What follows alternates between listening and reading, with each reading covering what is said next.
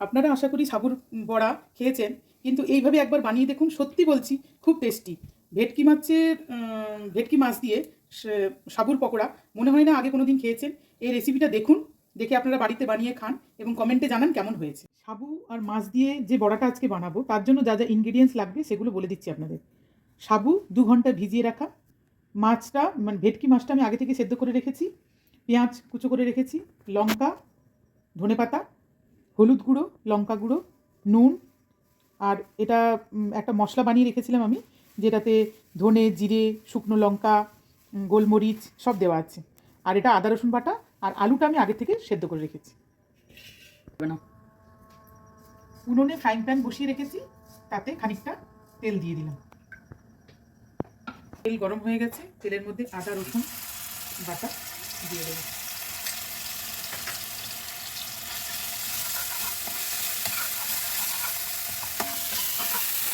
আদা রসুন খানিকটা কষানো হয়ে গেলে মাছটা এর মধ্যে দিয়ে দেবো, সেদ্ধ করে রাখা মাছটা।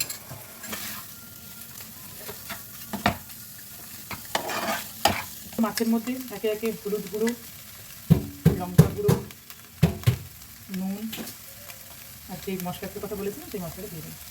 সব দেওয়ার পরে এবার মাছটা কষে নেব।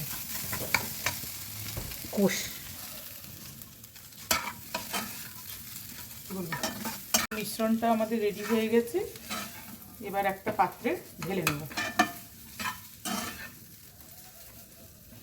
এরপর মাছের মধ্যে এক এক করে সেদ্ধ করা আলু, সাবু ভেজানো, পেঁয়াজ, কাঁচা লঙ্কা আর ধনেপাতা সব একসঙ্গে দিয়ে দেব। আর নুন, হলুদ, লঙ্কা গুঁড়ো আর মশলাও এর মধ্যে দিয়ে দেবো। এইগুলো সব একসঙ্গে মাখিয়ে নেব। সব কিছু মাখানো হয়ে গেছে। মাখানোর পর এইভাবে 10 মিনিট রেস্টে রেখে দেবো, তারপর বড়াগুলো ভেজে নেব। 10 মিনিট রেস্টে রাখার পরে এইগুলো নিয়ে এরকম বড়ার আকারে তৈরি করে নেব। আপনারা যেরকম আকারে করতে পারেন, আমি যেমন গোল মতো করেছি চ্যাপটা, আপনারা যেরকম আকারে করতে পারেন। বড়াগুলো ভাজবো, সেগুলো রেডি হয়ে গেছে, শুধুমাত্র তেলে ফ্রাই করা বাকি।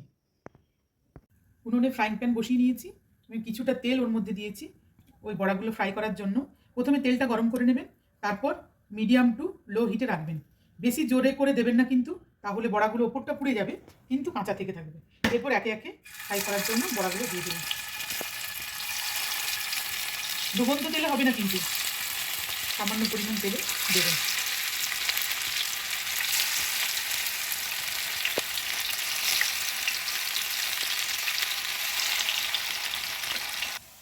এইভাবে গোল্ডেন ব্রাউন করে ফ্রাই করে নেব বড়াগুলো। দেখুন বন্ধুরা, বড়াটা কতটা ক্রিস্পি হয়েছে। আমি এরপর ভেঙে আপনাদের দেখাবো। দেখুন, ভেতরটা নরম আর ওপরটা ক্রিস্পি।